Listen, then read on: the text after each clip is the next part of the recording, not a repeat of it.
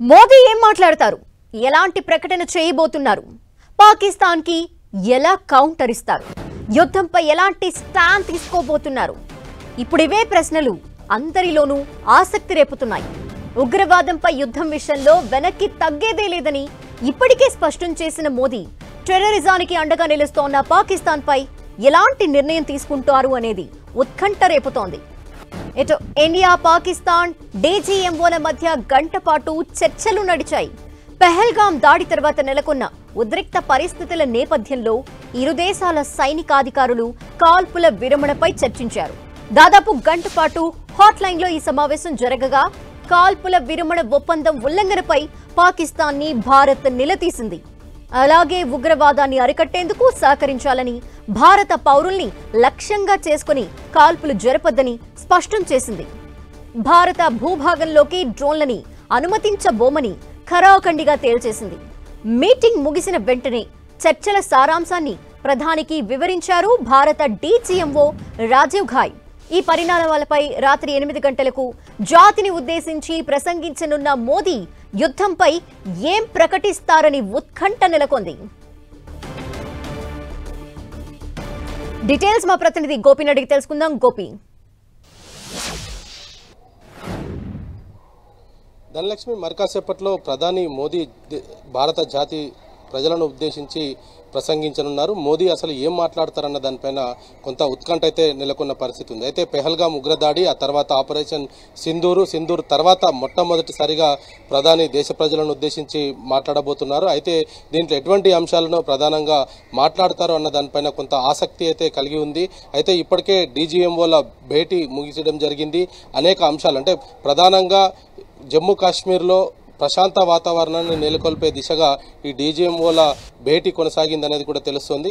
ఇటు జమ్మూ కాశ్మీర్లో ఉన్న, అదేవిధంగా సరిహద్దు గ్రామాల్లో ఉన్న ప్రజలను టార్గెట్గా చేసుకొని కాల్పులు జరపొద్దు, ఒకవేళ కాల్పులు జరిపితే సహించేది లేదు అనేది కూడా చర్చించినట్టుగా తెలుస్తుంది. రెండవది, భారత భూభాగంలోకి ఎటువంటి డ్రోన్లు వచ్చినా ఉపేక్షించేది లేదు అనేది కూడా చెప్పడం జరిగింది. కవ్వింపు చర్యలను ఆపివేయాలంటూ కూడా పాకిస్తాన్కు చెప్పడం జరిగింది. ఇంకా అనేక అంశాలపైన కూడా చర్చ జరిగినట్టుంది. దానికి సంబంధించిన పూర్తి వివరాలను మోదీకి అందజేశారు. ఆయన ఈరోజు రాత్రి 8 గంటలకు ఏదైతే మాట్లాడతారో దాంట్లో కూడా ఈ అంశాలను జోడించే అవకాశాలు కనపడుతున్నాయి.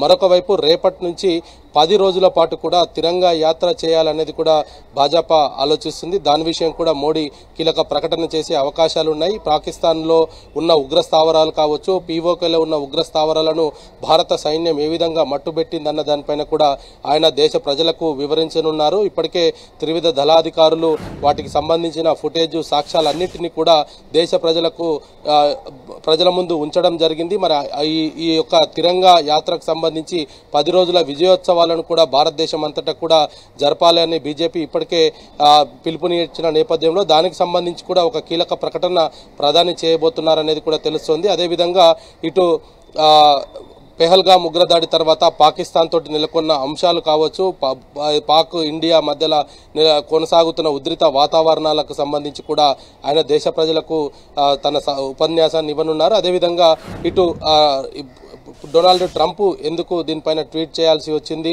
భారత్ పాక్ మధ్యలో పాకిస్తాన్ అమెరికా ఏ విధంగా జోక్యం చేసుకుందన్న దానిపైన కూడా ఆయన దేశ ప్రజలకు వివరించే అవకాశాలు అయితే కనపడుతున్నాయి. అనేక అంశాలు, అంటే పెహల్గాం ఉగ్రదాడి తర్వాత జరిగిన వరుస ఘటనలకు సంబంధించి వీటన్నిటిపైన కూడా ఆయన దేశ ప్రజలకు వివరణ ఇవ్వనున్నారు.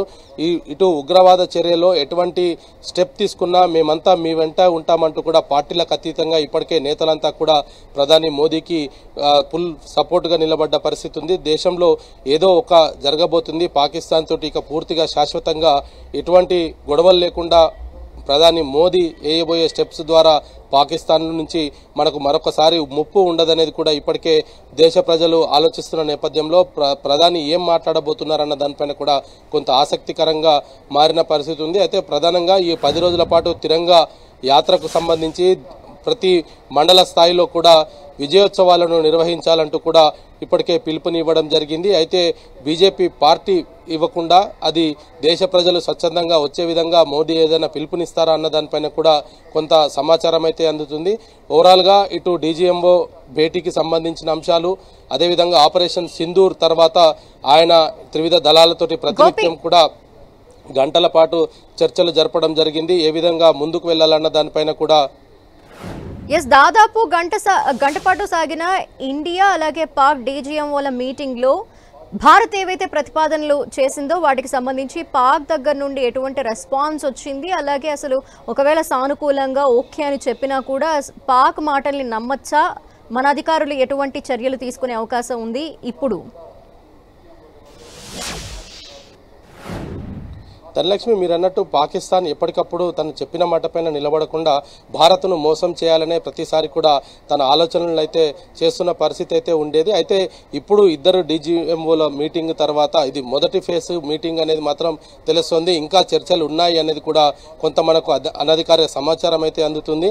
ఎందుకంటే ఈరోజు జరిగిన భేటీలో అనేక అంశాలపైన చర్చ జరగలేదు. కేవలం కాల్పుల ఉల్లంఘన ఏ విధంగా జరిగింది దానికి సంబంధించిన ఎక్స్ప్లెనేషన్ మాత్రమే భారత్ నుంచి వెళ్లడం జరిగింది. అదేవిధంగా సరిహద్దు గ్రామాల్లో ఉన్న ప్రజల ప్రాణాల గురించి కూడా పాకిస్తాన్కి చాలా గట్టిగా చెప్పడం కూడా జరిగింది. రెండోది, ఇటు కాల్పుల విరమణకు సంబంధించి ఎటువంటి చర్యలు చేపడుతున్నామన్న దానిపైన కూడా పాకిస్తాన్కి కొంత చెప్పే ప్రయత్నం చేశారు. అయితే ఇంకా సింధు నది జలాలకు సంబంధించి కావచ్చు, శాశ్వత ఉగ్రవాదులను ఏదైతే భారతదేశంలో దాడులు చేసి పాకిస్తాన్లో తలదాచుకున్న ఉగ్రవాదుల అప్పగింత కావచ్చు, ఇతర అంశాలపైన కూడా ఇంకా చర్చ జరిగినట్టుగా అయితే మనకు సమాచారం లేదు. ఒకవేళ జరిగి ఉంటే ఈరోజు రాత్రి 8 గంటలకు మోదీ చెప్పే దాంట్లో ఏదైనా వివరణ ఇస్తారేమో కూడా చూడాల్సి ఉంది. అయితే ఇటు దేశ ప్రజలకు హాని కలగకుండా అన్ని చర్యలు చేపట్టాలన్నదే ప్రధాన ఉద్దేశంగా ఈ యొక్క డీజీఎంఓల భేటీ అయితే కొనసాగింది. రాత్రి 8 గంటలకు ప్రధాని మోదీ మాట్లాడే అంశాలపైన మాత్రం కొంత ఆసక్తికరంగా అయితే మారిందని చెప్పొచ్చు. థాంక్యూ గోపి.